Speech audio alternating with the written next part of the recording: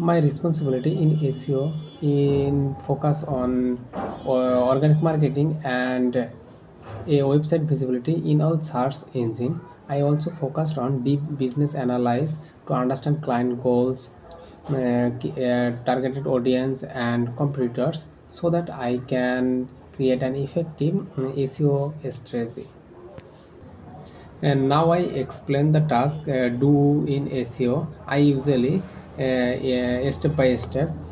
First one, keyword research. Second one, on page SEO. Third one, technical SEO. Fourth, technical SEO and link building. Content optimization. I focused on optimizing content LLM models like ChatGPT, Gemini, Copilot, etc. Then on-page SEO, on-page SEO elements such as heading tag, image alter tag, title, meta description, and I work on technical issues like improving site speeds, ensuring mobile friendliness, and fixing indexing issues. Then I will go to the off-page SEO.